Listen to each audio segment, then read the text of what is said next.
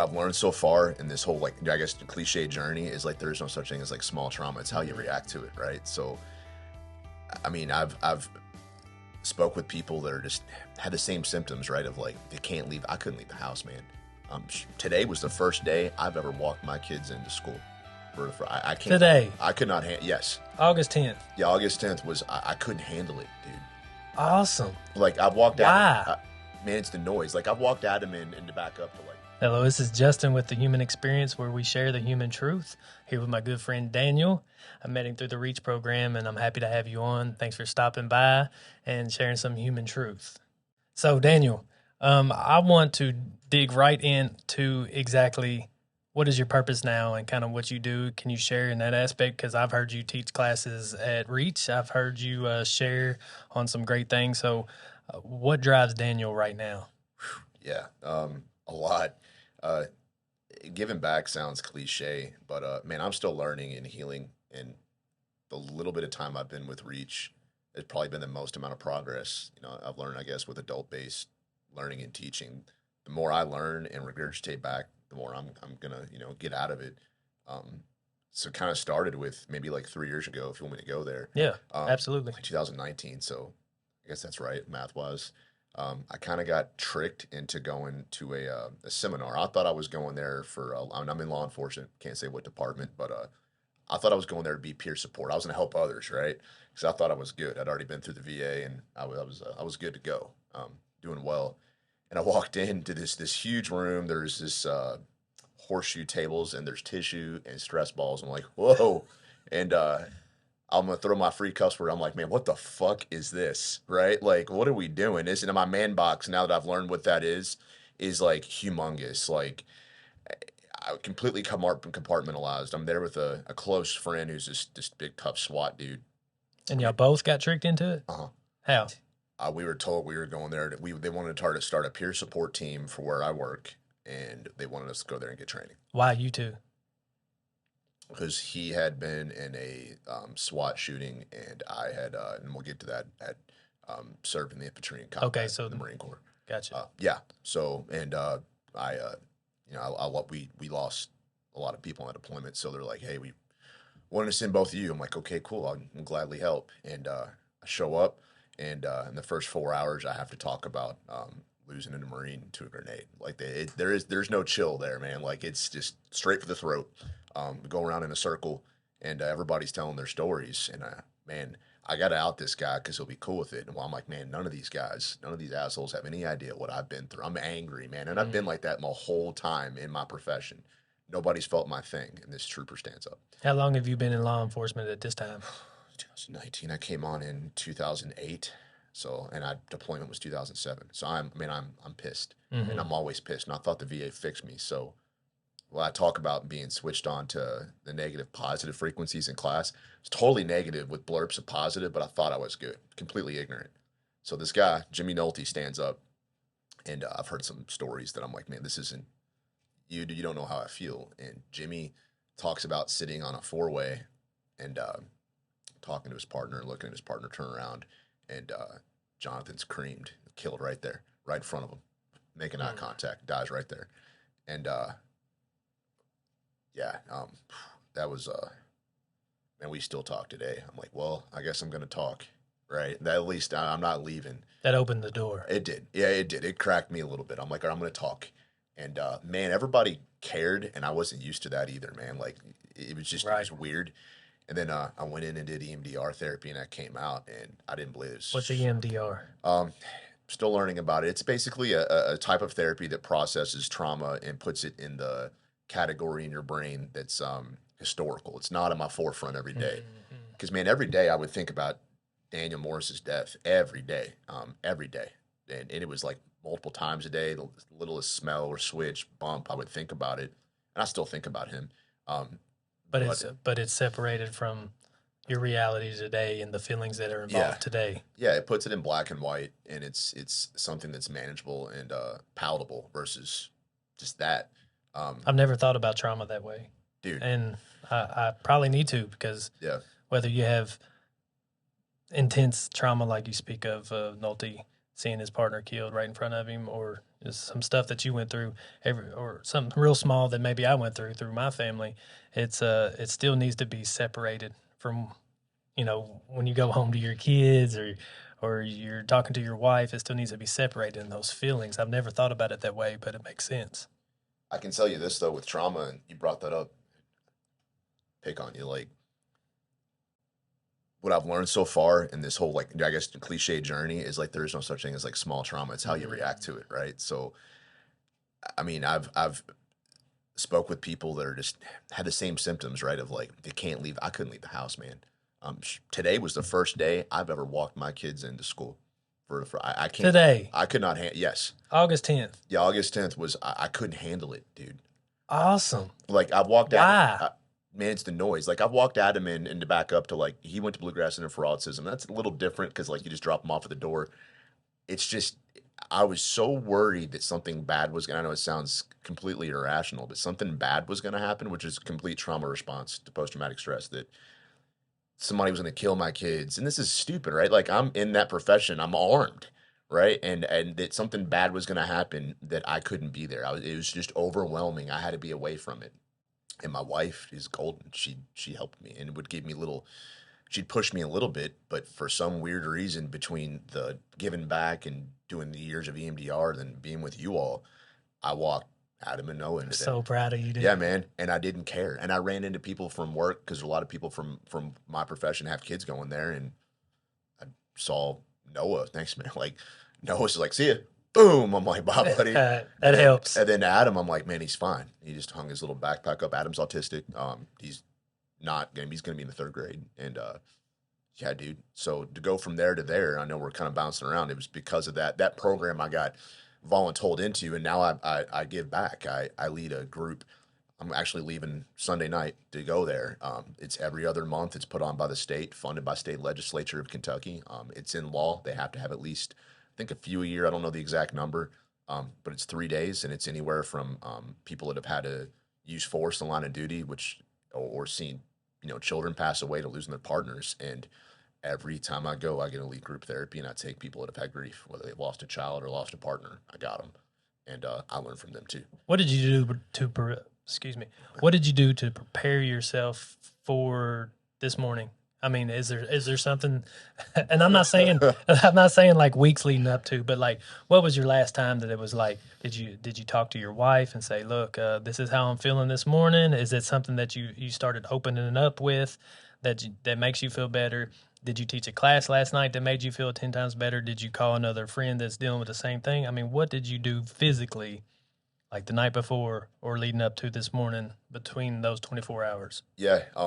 Is it okay if I plug a book? Because I listened to a book on the way here. Absolutely. So there's 2 books written on our deployment.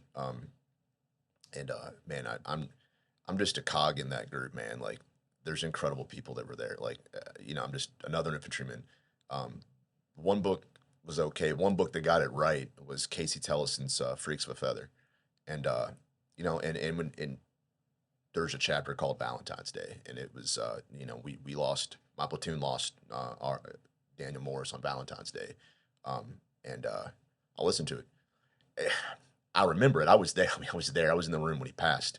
I needed to get myself wrapped back around that deployment.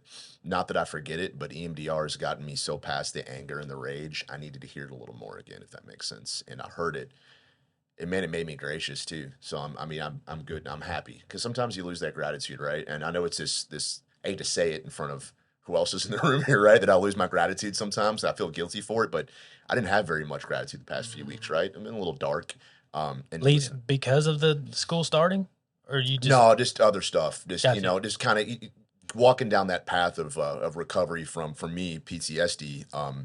Of man, sometimes you get pulled in directions, right? Like the old you, even like from sobriety, the old you people remember that, not today. They don't know the new you. So that book brought me back into being gracious. And I'm not 100%. I'm not going to tell you it's sunshines and rainbows this morning, but going from stressing out about stuff, drama at work, to being grateful to get a cold Coca-Cola on the way here. I mean, like, that was a big deal. Right. Day 2 off that plane, or getting to go to the movie theater and not being worried about, going to sleep and getting 9 hours. That was some big feats, in 2007 coming home. And plus having people that didn't come back with us, it put things in perspective. Man. So leading up to school this morning, you went back and read some of that? I audiobooked it on the way here. So Gotcha. yeah, I took a couple hours of vacation time from work and then driving here. I'm listening to an audiobook now that's not that, but I went back to the chapter and listened to Casey tells it right. He says, he did a good job. And well, I'll be listening to that shortly for sure, because I listened to your podcast request on DJ Shipley and everything he went through, and it was crazy to me. Yeah, he shared the war stories, but everything he was able to open up with behind the fact was such a big deal. And while we're on gratitudes, I have two things. Thankful that you're here. Thank you. Thankful that you took some time away from your profession to be here, because I think it's going to help others. That's what this is all about. Maybe I have three things, maybe four. Third, I know what my fourth is. Third, thank you for your service. I really appreciate it. I've always had respect for that. I probably should have went. So I've always had respect for that. But my fourth is a question. When somebody says thank you for your service, how do you guys really take it? God, thank you. I hate it. Yes, I nailed it. I knew it. Makes me so uncomfortable. Why? If the world doesn't know, I've always wanted to ask somebody that, and I'm so thankful I don't want to sound like a jerk. And I don't either by saying thank you for your service. I've gotten a lot better, but when I first got out, I did not like anybody that in the middle. I don't have a problem with like, I love you for doing what you do. I just don't like.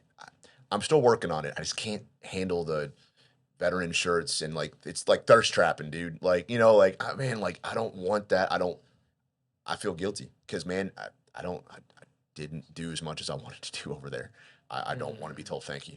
And I wasn't close friends with this Marine. Like he's a younger guy. I just was with him in the end, and thank him for his. And I'm thanking him for his service, man, because he DJ Shipley helped me, and I didn't know this guy, but watching his video, saying, man, how do you cope with it? And when they went all the way, he did. I didn't, and I didn't even get hit. I mean, that's something that's probably why. Only by chance, right? Yeah, I had a really, really. Because that's what I learned from DJ Shipley's story is only by chance did he not. I'll give you one if you want it. It's up to you. Yeah, I got real complacent, and obviously, man, we were. If Lieutenant if Steele watches this, he's gonna laugh because I think he still has hearing loss from me on that. And this isn't a war story. This is me being complacent and a lot of guilt behind it because I didn't get hit. We were patrolling through these palm groves. It's a line of palm trees that butt up to the Euphrates. And this is from my understanding, like a farmer town. They grow dates, which I liked them. Man, they're good cooks. They're good to go. I got made fun of for eating the Iraqi food, but I liked it. Fat kid. And so we're walking through the palm groves. And, man, the area at the time, we're still making contact, which is getting shot at and returning fire pretty regularly. And at the time, I was a squad leader. I got bumped down to team leader later on because of manpower issues. Not only when people get killed, we lose, and God bless them, people get hit, they go home. So our unit was getting the shit kicked out of them. So at the time, I'm a squad leader, and I'm taking my guys through the palm groves. And a few weeks before, my lieutenant my original lieutenant had gotten shot, and he's fine. He took one in the knee, it went out his calf. So we got a new lieutenant in, which was his roommate back in Hawaii. I was stationed there, so it's Steele.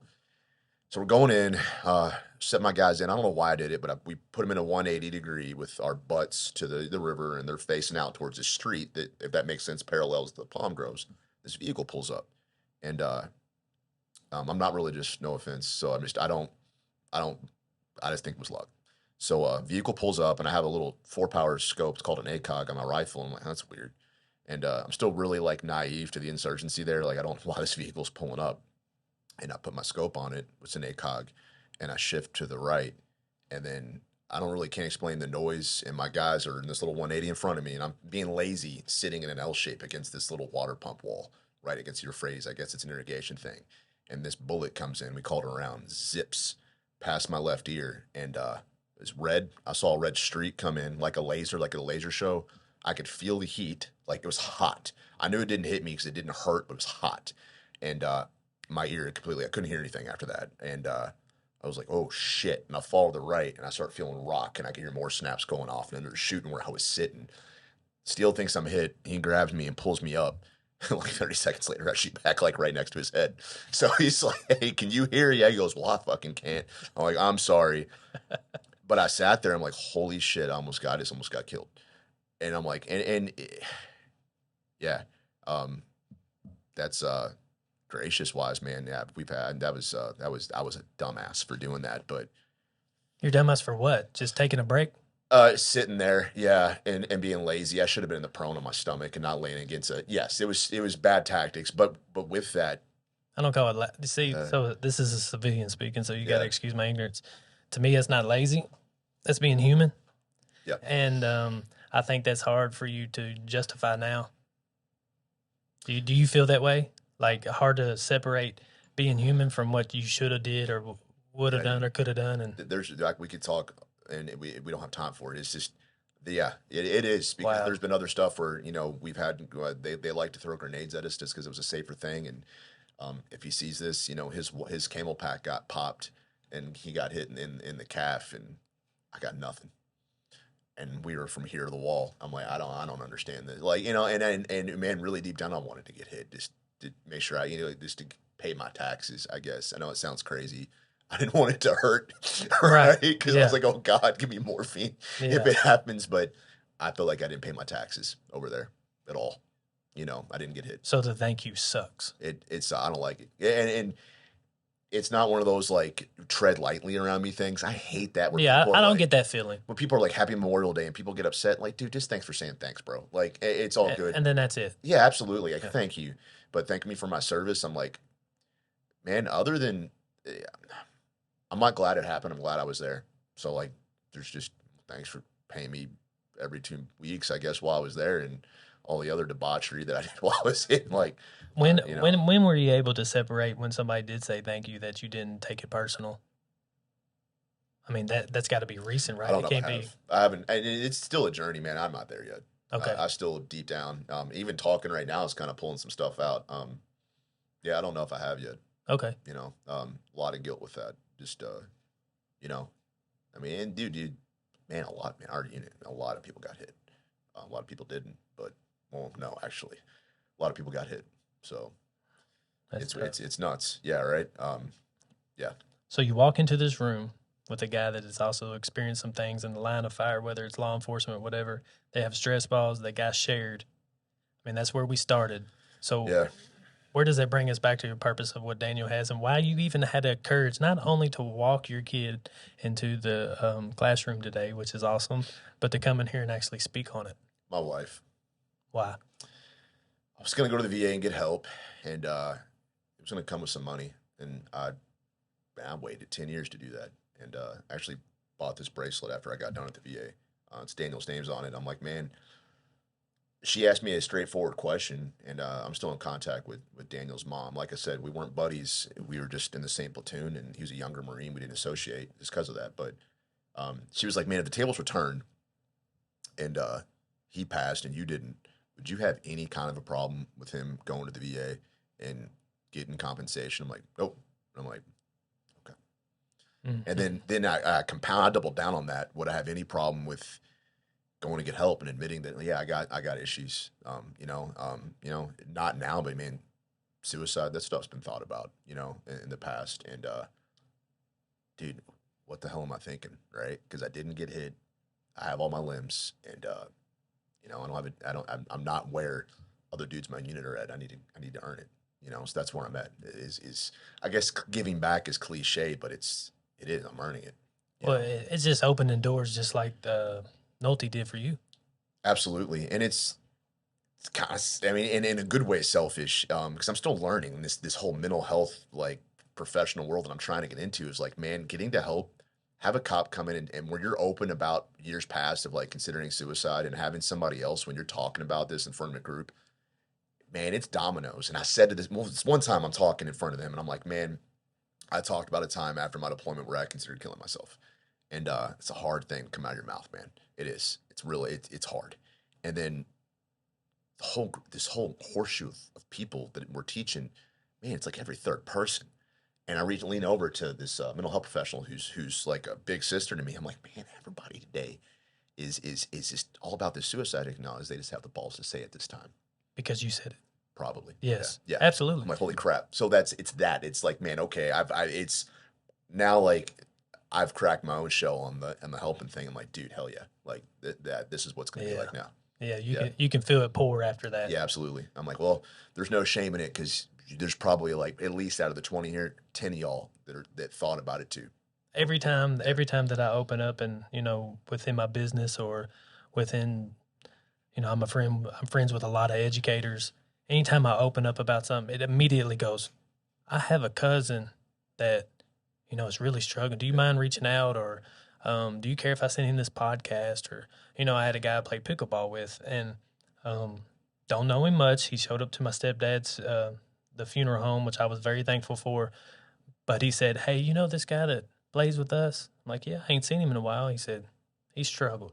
His brother had had passed from alcoholism, and I would like for you to reach out to him because I shared this on Facebook, and then he heard us talking about some alcoholism and reach program. And I'm like, and I never would have guessed it. I mean, you just don't know. So that's what helps me is when I open a door, and like you say, you call it selfish.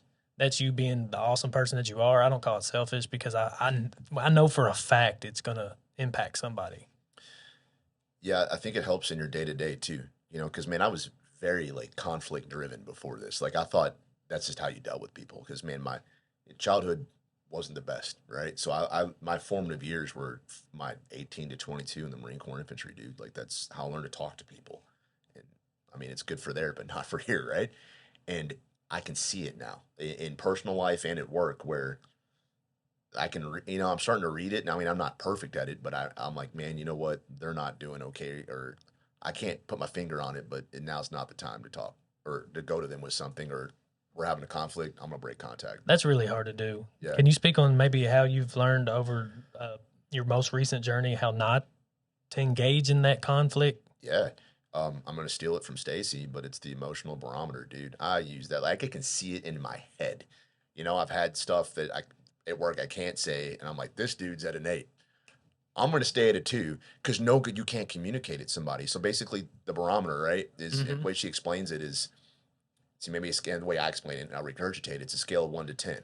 10 being for me, I say when I regurgitate her classes, 10's a heart attack and 1's you're asleep. Where are we in between, right? And dude, you can't communicate somebody at an 8 or an 8 or a 9. And yeah, I'll mess up and make mistakes, but generally, I'm like, man, if I can read, because I feel like I'm good at reading people. They're at an 8, they're at a 7, they're even at a 5. I'm like, I probably shouldn't even talk to them. I'll wait. It's helped. Do you think it goes back to your combat experience when you were able to read someone about, you have these insurgents pulling up, and you can read where they're at mentally? Did you normalize that when somebody pulled up? You were able to start telling who's who and what kind of their intent was. Do you relate that at all to where maybe somebody is at their emotional barometer? Man, it's really weird you asked that.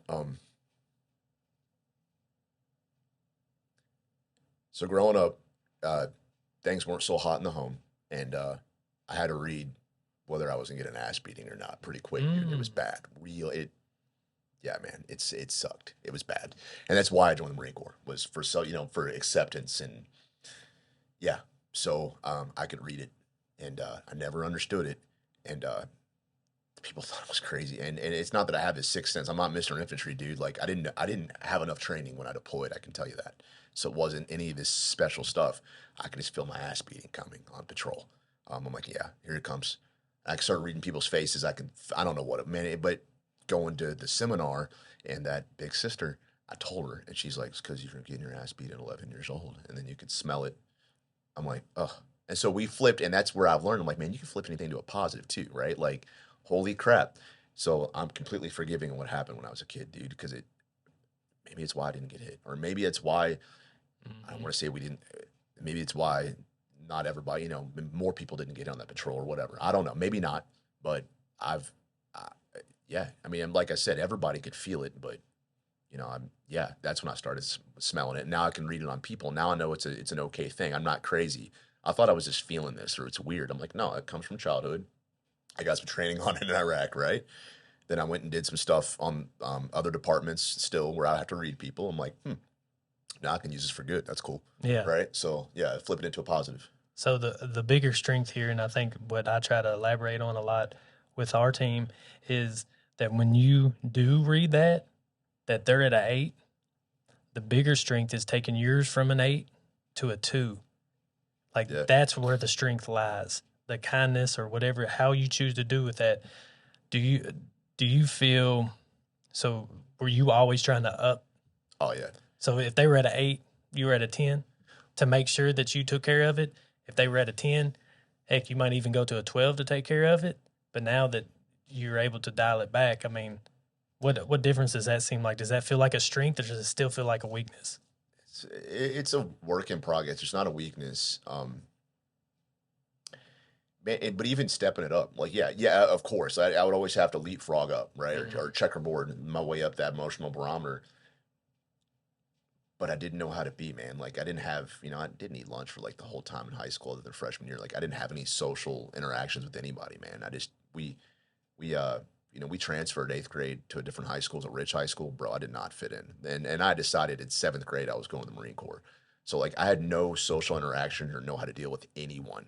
So when I went to the infantry, that's how I was taught to deal with people, and it was not the correct way, right? So I didn't know I could walk away, and I talked to a really close friend of mine who's just got everything right, and he struggles too, and he knows who I'm talking about because he got tricked with me to go to PCIS, but he's like, if you turn around and walk away, you're not a bitch. And hearing it from my wife, okay, hearing it from him, and this guy's fantastic Brazilian jiu-jitsu, fighter, great boxer. I'm like, okay, all right, I'm not a bitch. I'll walk away because, man, I've been called that as a kid. I mean, and my mom called me when I was a pussy when I was a kid, dude. Like, I'm like, all right, I'm a pussy, cool. I'm gonna go in the Marine Corps. I mean, it is what it is. So it hurt. You leapfrogged. Absolutely, I leapfrogged her. Yeah, I leapfrogged her to Paris Island. I'm like, okay, I'll double down. I'm gonna go in the infantry. Oh, I graduated in 2003. Great, cool. War kicked off in 2003. I'll go. I'm like, cool. Conflict. Yeah, I'd rather die than be a pussy. Now, I just turn around and walk away. So you have a different word for it than the P word. What is it now? Sorry, what do you call it now? Which my bad. No, my bad. No, I'll say it, pussy. Right. No, just to make you feel comfortable. It's all good. Right, cool. No, I say it. I just said the P word just because. It's all good. Yeah, all right. So what's your word for it now? Because I believe in verbalizing a lot of things, and yes, I cuss, but it's power, dude. It's my power. And the P word. That's what I meant. Yeah, right. No, but like I'm stealing it from Stacy, dude. Like, and I know she's in the room, but I mean, if I'd be saying the same thing if she wasn't in here, like, yeah, I've had some people test me this week with this words. They ain't taking my power, man. Like, and my stuff might get taken differently, and it's a struggle, man. I've been in some dark days the past couple weeks. Not suicidal, that stuff's past, but like, yeah, man, I've had some anxiety about stuff and questioning whether I'm going down the right path. I'm like, all right, here we go. But I'll do that mental checklist. I'm like, I'm losing my power. Haven't probably got enough sleep lately either. All right, let's go back and take a look. But yeah, to go back on track, yeah, man. Some of that compartmentalized. Yeah. Good job. Yeah. Some of that compartments that you have to touch on to make sure that they're where they need to be. Yeah, and reading them. Are they at a high level on that scale? Yeah, cool. I a bitch for turning around and either not engaging or breaking contact, and then I'm still teaching myself. I'm listening to this book about face, and it's this great leader, David Hackworth, but he talks about tactics, and I'm looking at life like that. It's like, man, he didn't fight everybody on the battlefield. I'm like, all right, well, and really, a life is a fight. Even talking right now, we're sparring friendly right now, talking, right? So that's what I mean by that. But I'm like, man, sometimes I just walk off, or verbally walk off, and I don't mean physically, but yeah, I walked off this week. Here's where I struggle is when I have a team member or something does something behind my back, or I catch wind about it, and they might be acting on it too. That instantly gets me to like a 7. So I gave somebody a raise yesterday. Well, I talked to a lot of people in the industry. One of the guys said, yeah, he was knocking on my door last night and he asked for application. What? I just gave him a raise. So instantly I put in his name in my phone and I'm like, I'm going to call him. And I didn't. I said, no, I'm going to let that marinate for a little bit. Do you ever walk across that to where even though they almost start exactly where you're at, but I instantly jump to a 6 or 7 and like, I got to fix it. I'm going to fix it. I guess because I believe I had that power. Yeah. Your feelings got hurt. Yeah. Mine did. That happens. It's happened. It happened at work. Where I was working with something, an individual was rude to me, and I wasn't rude to him. And man, man wise, it's not normal for us to say our feelings are hurt. Man, it hurt my feelings, dude. I was being nice and respectful. It sucks to get cussed at when you're at a 2 and you do something nice for someone and they come at you at an 8 or a 9. You're like, dude, shit. So yes. So yeah, absolutely, your feelings got hurt on that, right? Like Yeah. that's And I absolutely. guess I had expectations on him, which it's always hard for me, Yeah, especially when you're employing people. yeah, You have expectation of somebody. You give them a raise. Well, you're supposed to be around for a little while. yeah. Well, he's knocking on somebody's door that night. Are you kidding me? Yeah, I guess my feelings got hurt. Yeah, I'm not trying to break down why. Maybe I shouldn't, but man, what if he's struggling financially and that just wasn't enough? And we never know, right? So that's, Yeah. and I could be wrong. I could be naive on No, I that, but think I think that's what it is. yeah. Um, I try to give people more the benefit of the doubt now because it's easy to get jaded, you know. Yeah. But yeah, it's that, and it's easy too because if you snap, I don't know how you were in the madness. If I snap, oh man, everybody, oh man, we knew it. I'm like, yeah, that's just There he is. that's yeah, yes, There yes, he yeah, oh is. yeah, that's just a freaking act. I struggle with that because I'm like, man, nobody believes me. Like in my core group of like Stacy, Eric, my gym friends, my wife, my kids believe it, because I'm in the pool and I'm going to school with them, which probably shouldn't matter to everybody else on the outside, but deep down, I still want them to believe it too because I can tell you my coworkers don't believe it. Don't believe what? That I'm like this. Absolutely not. No, no. I can tell. I read people, and it's okay, but maybe a few believe it, but a lot of them are waiting for old Danny to come back out. Yeah. Now, man, that guy's dead. You know, yeah, I buried him a couple of years ago. He's gone. Now I'm improving the new me, but yeah. So that's where it is, right? Like you do it, man. Old you's back. Yeah. So Is there a certain instant to where you felt the last of Daniel to come back? Is there a certain instant that you were like, I mean, I know your wife said, she encouraged you, whatever, but is there a certain instant that you're like, I'm really done with a lot of conflict? Is it walking into that room and hearing other stories, or when was that impact? where I decided to actually make the flip, man, it wasn't like a day, and I know you probably already know this answer, like where it wasn't like a day where I decided just to change my Right. clothes and be like, relax, Dan. But man, it was compounding. I had to do a lot of soul searching. It was like three fronts if we have time for that. So one was we went on vacation to Hawaii, and I had, man, it's a lot of little stuff too. But I'll even leave in my unit. There was a gunnery sergeant who never went out and did anything the whole time we were there. And if you read the book, you'll see we were busy. And he told me I was a shitbag because we didn't get along. And then I was getting promoted to sergeant that day that I was going home, and he wasn't going to promote me until I got on the plane. Man, it hurt real bad. And wife and I go to Hawaii. That's where we were stationed on a 10-year anniversary. I reach out to Sergeant Major Wilkinson, who was our sergeant major. This dude's in charge of 1,000 Marines. He remembered me. We're on Facebook. And I'm like, hey, can you get us on base? He's like, sure. And then we just start talking. This guy's like, I don't know, this guy would be like equivalent to like the assistant chief of police of like 1,000-man department. I tell him everything, everything, everything. Um, and he remembered a lot, and he had told me, and I'm okay with saying this, that other than my colonel, the officers in my command, I'm not talking about Lieutenant Steele or Nguyen because they're good. We're shitbirds. And that the NCOs ran that deployment, and I needed to hear that. And that man lost his leg on the next deployment after I got out on a suicide bomber. I needed to hear that from him. This is the same man that told me, I told him I was going to be a Kentucky cop when I left, and he asked me if I was going to fill out my application with a crayon. Like, joking around, like he's this constant shit talk kind of guy, but he loved us. And he was no bull. Like, I was afraid of Sergeant Major Wilkinson, dude. And I love that man. I love that man like a father, though didn't have much interaction with him. It felt that calming when he came around. He's a mean old man. And So I guess there was a lot of guilt yeah, that and Yes. responsibility that was Yes. lifted off at that moment. that, and then actually helping somebody for the first time and knowing like, Who was that? That it was him. I can't, no, it was going to the seminar. I can't say participants' names, but seeing that I actually had worth and that I don't like talking about. How'd you know that? How'd you know that you helped him? They told me. I don't like talking about his death. I felt it would take my power away. Daniel Morris's death. Right. Because I'm not here to Because nobody's gonna understand. that, and I don't want. Sorry, I don't want that man. Right. Like I don't, man, and I don't want the attention. I don't want his attention on me. And I'm like, I was reluctant to even talk or tell it, but I talked about it and the before and after and how it all went. And then, man, it helped a few people that have lost partners in the line of duty that had to watch them die, and guys that have considered suicide. I'm like, okay, shit, will now have worth. And I think that was the point where, like, okay, I need to flip this. And then with my wife was her being patient enough to let me dip my toe in the water. Like, we would go to Plainview Pool. I didn't want to be there. I was afraid. So just like the school thing, if something bad was going to happen. So I took a separate car. I'd be there for 10 minutes in the pool. All right, cool. 20 minutes. I didn't leave. And it was kind of like working out. We're just adding weight, right? And I think maybe that triad of things was what flipped me, And I'm like, all right, well, some of the stuff that was told me wasn't true. And yeah, I did some shitbag things. I mean, yes, absolutely, absolutely. The stuff I regret, um, especially to my wife.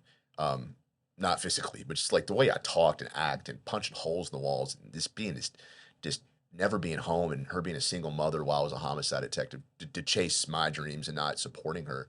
Yeah, I was a shitbag for a while and I only cared about my career. And then I flipped and then here we are. But it was those three things. Um, the VA did the best they could. I don't hate them. Um, but it didn't happen there. It happened with that. That's awesome. Yeah. Wow, I just try to identify a few things that I can relate to when it comes to leadership and understanding that it's not my fault and it's never involved a life. So, it's easy for somebody to say, yeah, my boss sucks. I'm like, man, it's just humbling to hear that lives were at stake, really, really at stake. So now, when you're in law enforcement, how many years in law enforcement before you had some of that extra flip that you took with you from Hawaii, or was that during law enforcement? So this is gonna be a weird one, right? Like, was there a job moment With actual civilians or cops, because it was different. Like I hold coworkers to an extremely high standard because of losing civilians, dude. I could relate to a Victory Park crip, and not that I agree with what they do wrong and what they do, but I respected them more than my coworkers. Speak on that. What'd you say? I worked in the second division. What did you call them? You said Victory Park Crips. So at the time, I don't know if they're big now, but like Kentrell Robbins, he passed away, right? He held the door for me. We'd go into a corner store. He held the door for me because he respects me, dude. I know he would try to hurt me. I respect him too. Mm-hmm. Because they weren't fake and they didn't lie. And they had their people and they respected each other, and I had my people that were 2nd Battalion, 3rd Marines. There was a culture among them that mattered over everything else. The man box, but yes, I respected them for that. Yes, absolutely, and it got me far there, and still does. Like I relate to not only victims of crime but to citizens like that. No bullshit. People would. I don't think my supervisors. Maybe they do now, and I gotta be careful because I'm not saying where I work. Or then nobody knew it. They thought because if I got threatened and somebody tried to hurt me, I'd defend myself, but all articulable stuff. But nobody knew about the good stuff until it started leaking out. You know how complaints happen? I've never gotten a use of force complaint ever in my career. Ever. I'm respectful. But I started getting the opposites. I had people calling hit on me. I had a little girls during domestic, and this isn't bragging. I'm just showing the me I always was. I just didn't want anybody to see it. I did it in the shadows. I didn't want anybody thinking I was weak or a bitch, right? Mm-hmm. Me and another officer, which she'll laugh, and we rode car to car. I love him. And she got her birthday cake tore up on a domestic. Her brother was sleeping on the couch. Her mom was on crack. And man, we got food and another birthday cake the next day and got socks because he was wearing pink socks on his couch. And we were joking with him. Then we felt bad. It was his sister's socks and brought him that stuff. Dude, I was still in the madness when I did that. Now, fast forward, these same two kids, mom doesn't show up to the church to pick them up, and I have to take them to the Home of Innocence. Broke my heart, right? There's tons of stories of that, but that's them seeing me was like, oh God, it's Dan, it's Colberg or Boosie fade because I had like a really bad fade, like little Boosie. So whatever, but I connected to them more. I've always been like that. It's just I was in the madness then. It's just I couldn't turn it off, but I needed to be down there. I felt like, in a sense, I was still around. I felt more at home down in the west end of Louisville than I did anywhere else. Still kind of do. It's just, I'm in a different place now where I work. That's wild to me that you think that a school full of kids in whatever part of town you are now compared to the West End, you would rather be in the West End? Is it because you think you can have a sense of conflict there because everybody's so fake at the school? Yes. I mean, you live in struggle. Struggle's real, right? Hmm. And I might have lived in a nice neighborhood the last 4 years, a rich neighborhood, but we grew up somewhere else, and we moved, but I still struggle behind those doors inside that house. And I related more to, and not that West Louisville has beautiful homes, dude, by the way, like, Southwestern Yes. Parkway, like, dang, Yeah. and my great grandfather had a shop down there, man, at 28th and Virginia. It was burned in the 60s, right? He was a butcher. Um, dude, yeah, I still relate more. And it's not taken, people think that I'm just, I'm not in the in crowd or is socially acceptable where in that current profession because I relate to that, to not, obviously not people that are breaking the law, but that just, it's just raw, dude. Does that make sense? I'm trying to get It, that out. Like, no, yeah, yeah, absolutely. yeah, Because I have a hard time because I trust people first, like extreme trust first. I don't like they have to really, really ruin it for yeah, me. I don't know how that if you operate that way. Sounds like you don't, because when people say, "Yeah, it's everything's going great. I'm fine," I'm like, "That's awesome. I'm so proud of you." Yada yada yada. Like I trust their word first, and then they have, Then I know there's pills underneath there. I get yeah. that, but it sounds like you have a barometer, or you're able to judge I can where. judge their body, not their Mhm. words, right? Um, yeah, especially, man, for some reason I would connect to the kids that were 10 and 17 looking back is because I was getting my ass whoopings at that age and I could read it, you know? Yeah, but yeah, that's where I'm at. And, I wouldn't change it. I'm glad it happened. I think the best transition that ever happened was me going a year after, a little longer than a year, but I came home. I got out of the Marine Corps in June of 2007, got back from Iraq in March of '07, and I was in West Louisville solo July of 2009. I loved it. Loved every minute of it. You know, um, Because of the chance of conflict. no, there was conflict. It was the chance that I could be myself like that. See, I thought I was being a poser as being a combat Marine. Like I never thought I was. I had to tell myself in EMDR that I was a real Marine, and I never thought I was. But I could be the kind Daniel that nobody could see. Does that make sense? I could go back and check on my victims. Nobody ever knew. No, I Mm. don't think anybody knows. I hope somebody sees this down there and down in 3's B to the second division, 34 ninth to 34th and sees this. And yeah, because I cared about that beat so much.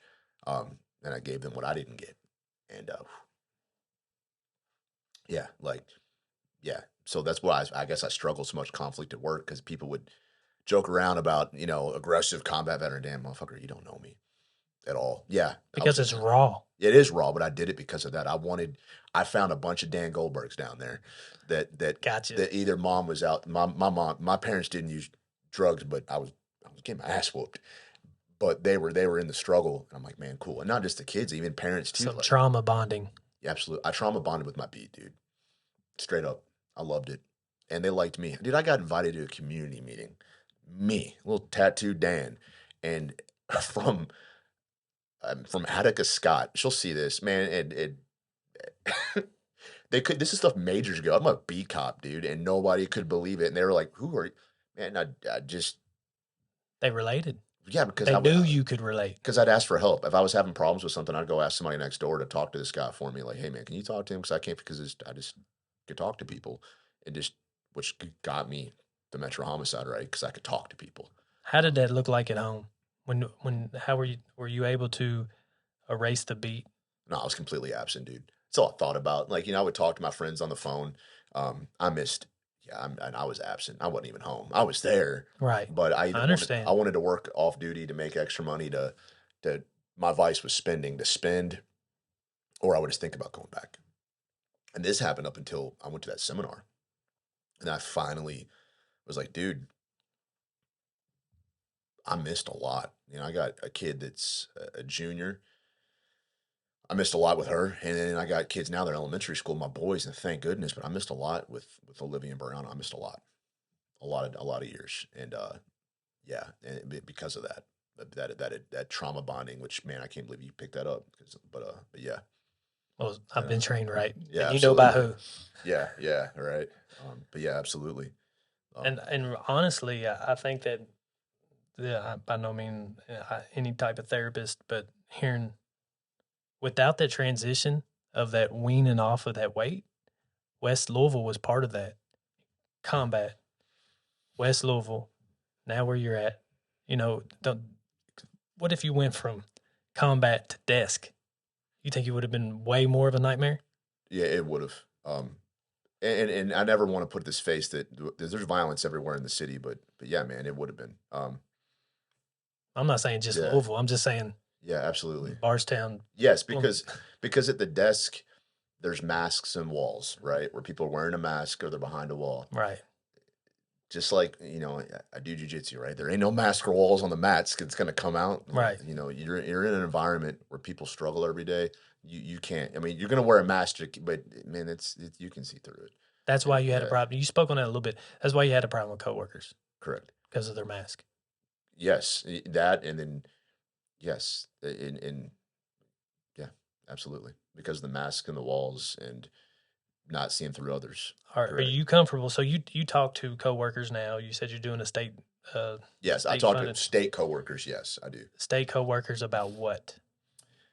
So it's the post critical incident seminar, right? And it should be rephrased, but basically it could be a lot of little T's too. So it doesn't have to be a critical incident, but a critical incident to law enforcement is anywhere from giving CPR, God bless them, to an infant that passes, to pulling somebody out of a lake that passes away. And these guys, like, you think these women and men are robots, man. It hurts them, man. They're It hurts. humans. It hurt. Yes, it hurts. All the way to officers that have had to kill people, and it hurts. I watched a body cam on TV, and I know that TV doesn't speak on it, but hearing his voice, I can hear it now. It was basically just sobbing. They were getting him from a situation, and as he was walking back to the car, he was like, "Why did he do that? Yes. Why did he do that?" And he's Yeah. basically saying, "Why did he pull out his gun?" Yeah. Because he had Yeah. to do what he had to do. And then to people that have lost people in the line of duty too, man. It's absolutely awful. Um, I've helped with that, but and that's where we're at. Like, What's your number one? What's your number one go to? Whether it's a lesson's a bad word, but a lesson or something that you want them to take away. Is it your story and just kind of what you dealt with and being open that opens your doors, or is it like certain tactics that you have, the barometer, etc.? What is your number one that you want them guys to see? Because you know that they're putting on a mask yeah, until the mask is basically ripped off by another human experience. like what lesson or what do I give them to rip the mask off? Both. Uh, So what do you what's your purpose what's your purpose behind, like, what is the actual lesson that you want them to take away? okay. Whether it's just like, hey, you listen to me, I'm glad that I was able to share and now you know it's okay to share, or what does that look like? So I pretty much tell them they learn from my mistakes, man. Because the most suicidal I've been was after that. I messed up After what? after getting involved and thinking I was fixed at post critical incident seminar, and then having a speed bump at work or a wrinkle was. Then I Oh, was so like, wait, you had a white lightning moment at this seminar, oh yeah, and then you went, I'm gonna call it, lack of a better word, relapsed yeah, into some of your PSD. And okay, can yeah, you speak on that part? yeah. I had a internal conflict at work. Yeah, man. I'm like, I'm done. I tried. So I'm done. So And you lost. I was gonna do it. I left the house, and Noah. This sounds like some Hallmark shit. Noah, I'm leaving the house, and Noah's like, "Love you, Dad." I'm like, "Fuck, I'm not doing it." So I called Andy. I'm like, "Dude, what the fuck am I doing?" And it's way too hard on myself, right? I was like, "Dude, this ain't fucking working." And then I realized I'm going through the damn motions, dude. I need to go in there, and I'd never talked about suicide, so like, man, it ain't and it's yeah. So when I go in there now as a peer, we get the ball rolling. It's like pushing a car. Like, I'm at work and some dude's pushing a car, and I'm like, shit, I'm not gonna watch him do it. Like, somebody's broke down the roadway, I'm gonna hop out and push too. So it's not like a guilt thing, but like, I don't like telling, and Daniel Morris, not me, he got killed by a grenade, and I talk about it in as much detail as I can go. and I got permission from his mother. She's good with it, and That's powerful. yeah, and not that I'm trying to one up anybody because there's No, horrible shit that's come through no, there. That, yeah, that's not the yeah, feeling at all. And no, and when you do share, I mean, same thing. Like, um, as we're talking in group, you know, you try to humble yourself, and we have to remember that the human experience, the human truth that comes out, the willingness to share it is like the answer. yeah, You are not alone. absolutely. But then I talk about another person talks about PTSD in a class, and I'll talk about growth, and I'll talk about symptoms before that of how I feel before I talk about the story. And this is just giving them. This is how, because I know somebody feels the same way, and I started reading people just like I did on patrol and at home, where knees are bouncing or they're sweating, and I'll call them out after I've told the story smilingly, and you can see it dropping a little bit. And that's what I do. I'm freaking out. Yeah. Yeah, because I think you're reading me like to the Yeah, T. yeah. So in class, I'm gonna be sitting like this. Yeah, I read you. You're stressed out about work a lot. But yeah, I just everything's there, and then I just give them everything I got, man. Like, I don't know, like there's no like freaking recipe of getting you to talk to me. I just give you everything I got, and I'll tell you all my dirty secrets and everything stupid I've done, and then hopefully you'll tell me, and then you go back and talk to those mental health professionals, and we'll talk about it in group 2, and we can work through it. But I'll also make sure they know they don't make that dumb mistake I did where they had a hiccup at work, and they're like, okay, I can't do it anymore. And I'm like, all right, so you're gonna, and then they have a class. I got to teach it for an hour of, all right, you're gonna leave here, and and I talk about the termite effect, and I don't know if it's a real thing, but I thought of this in my head. Your house was infested by termites. Mine was the trauma of everything from home life to what happened on that deployment. It's cleaned out, but man, your frame's pretty weak, dude. Right? And we talked about, and I got this from one of her classes, of that structure and that frame of building a foundation, right? And I thought about foundation, well, house frame too. You got to work on that frame because the little nudge is going to knock you over, dude, right now. And you're Right. cleaned out, right, from EMDR. So I give them that. I think that's helped. I don't know if it's helped everybody. We lost one to suicide, I think, last week. Um, it, but talking to Stacy, stuff like that. And he was in this class. He was in part of this. Yeah, I'm not going to say what year, but yeah, he was a few years ago. But talking to Stacy about losing people, and I think he was. I don't. There's a lot of people come through. God bless him, right? I mean, we're looking at 20, 25 people a seminar, 5 or 6 seminars a year, but it's helped others too. So maybe we gave him a good life for a couple of years. Maybe we gave him, we've cleaned up his stuff. Um, so yeah, that's what I do. I just put it all on the table. Now, those are people there that are wanting to do that. I got to be careful with that, and not give away my power in other places like the office or other spots, because you get taken the wrong way, it could get weaponized. And I'm learning that. I'm still real sensitive, and I've learned something that Stacy said about people in recovery, and I consider myself, I guess, in recovery from post-traumatic stress, that we love hard. I get my feelings hurt real easy, so I'm very careful of where I open up at. So I have that resting asshole face. I'm not, but I'm very careful of. I mean, I don't think I've ever talked about how I feel about West Louisville until, not at that level till now, of how deep I feel for that and how much I need them so much after that deployment. That they helped me so much. Right. I don't think anybody down there knows how much they helped me.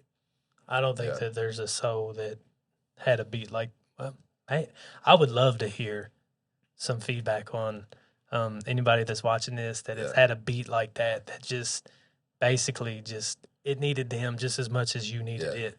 And we had fun too, man. I mean, they're like, of course, like King's Chicken at Dixie and Ormsby. That was my Friday snack. Like, I looked forward to it, man. I think I looked forward to it too much. Does that make sense? Like, I liked going down there. I liked hanging out at Shorty's and BSing with people. Can you go there now? I can. What would happen to you and maybe to someone that recognized you? I mean, what would happen to you? Man. A lot of the people I dealt with too are either in prison or dead. Mm-hmm. I don't know. There's a few people I'd like to. Have you been back? Just a couple cases to go back down. I've gotten chicken through the drive-through, and it was just as good as it was before. But none of the same people are down there anymore. Like the older folks, they've all, Do you feel a sense of comfort again, or is it kind of, it's just changed because it's changed. It's not getting taken care of the way it used to. And I don't want to crap on the people that are down there now. Like Kerry Goff is one of the guys that I like so much, and he's the one that got me linked into. I don't talk to Attica Scott, but she was the council member for that area, and and I'd see her. Mr. Goff got me linked in. I still remember he worked at Rafferty's, and he asked me to go to one of his kids' hearings for a custody hearing. A beat cop dude. Like, but I was having a bad domestic, and he's helped me with that. Does that make sense? So it's like not me, like I'm on a domestic, I don't know, but he, man, like just Was it easier to measure impact on individuals down there than it is where you're at now? yes, just because everybody there where I'm at now, and I can't say where I'm at, are pretty behind us in the sense, but there's also a lot more masks and walls up where I work now versus down there. And Right. there's still walls and masks up, but I can see through them down there, and they're it's raw. But yeah, I connected a lot more. But on the flip side, there's a lot of people that have migrated. Just for more safety issues and whatever the quality of life and yeah I have to be fair and unbiased to everyone, but I like seeing that there's people in the apartments and I see the address and it's from Dumino. I'm like, oh crap, that's my whole beat. They don't know me. I'm like, ooh, like it's kind of like it's kind of like yeah, it's like that's great, cool. What can I do for you? So I'm excited. I'm excited to see that. So but yeah, I never would have thought our conversation went there. And it's really good to hear because yeah, I don't know either. all we hear on media is what you probably already know. It hurts. Yeah. It hurts. It has to. It hurts. Because it's not the human truth. Well, that or getting the word racist, it hurts. It hurts real bad. Because like, man, you should have rode me for 3 years then. See, I'm not even gonna say I'm not because I'm not giving that word power because I'm not. Mm-hmm. Like, dude, but my thing is too, like when somebody says that, well, what have you done for the community? Right. So I gave them more than I gave my family. They is in that neighborhood for 3.5 years, and then in homicide too. And nobody gets to hear that part. No, and I look forward to being down there. Like I loved it. Yeah. My wife didn't because I was more in love with that beat. I love her, but I was more tied to that beat than I was to her, and it just compounded from there. It was that fast train. I'll leave you with this, man. Like. I watched a podcast on Eddie Gallagher, and he talked about being on that fast train. And I think I talked about that with you guys in class. I couldn't get off of it after the deployment. If I got off the fast train of everything, then the caboose was going to slam into the front. Everything I didn't deal with after my deployment was going to hit me. So the West End was my fast train. Going to the fugitive unit was my fast train. Going to homicide was my fast train. So was the Marine Corps because that was my fast train from childhood. Mm-hmm. And when I switched to another area I work now, it's slower. Boom, it just hit, and I went to the VA. I wasn't dealing with it. So I was given, but I wasn't, self-taking care. So, yeah. Well, I mean, I know there's a ton more stories in there. Yeah. But I'm super, super grateful for sitting across from me. And I will never be able to relate to, being a Marine, but more importantly, what it took for you to walk your kid in a classroom today. I'm serious. Yeah, it was awesome. And what it took for you to do that, like, I cannot applaud that enough. And people, dealing with the red laser beside your ear, that's one thing. But dealing with being able to take your kid into the classroom for the first time, to me, that is the human experience. And that's what I really, really am grateful for. Is there any resources or anything that you want to leave people with? God has definitely put Stacy into my life. There's no doubt about that. The REACH program is real. I can't explain how many times that I've prayed, and that's been one of my top gratitudes. But is there anything that you want to leave with anybody that might be going through something similar to what you have gone through, or something that can relate in any way, whether it be suicide, PTSD, anger issues, reading people too much? Oh, God. Some anxiety. Man, it's, in a nutshell, is it's okay to kind of like reach out to someone and figure out, because like you and I guarantee people listening will go, okay, I know something's not right, something's wrong, but I don't know what it is. All right, cool. There's people that have gone to school to figure out what's wrong, and let's figure it out. And that's where I'm at. Is figuring out what the issue is, and you may not know for a while. No, I didn't know. I didn't know any, and I'm still learning today, like the connection to the West. I didn't know all of that. And here's the thing. And when Nolte standed up and gave you that white light moment, like, man, it's okay to talk about it, you still messed up. Yep, absolutely. And you still stayed at it. Correct. So I held the whole, like, don't quit, but just don't quit, and have somebody help you figure out what the issue is, and then work through it together, and then go from there. And if I've learned one, not just, with how you cared about the beat that you had, I think people need to understand that there's a lot more humans out there that really, actually, genuinely care, because there just is. There's more of that than there is the other way. Absolutely. In the mental health world, the therapy world, Yes. Law enforcement, Yes. Armed forces, there's more. The majority is, no matter what any media source wants to tell you, is that there's more good human truth than there is the other way. Absolutely. Yes, there absolutely is. All right. Well, thank you very much, Daniel. Thanks, man, Steve. it's so awesome. Thanks, man.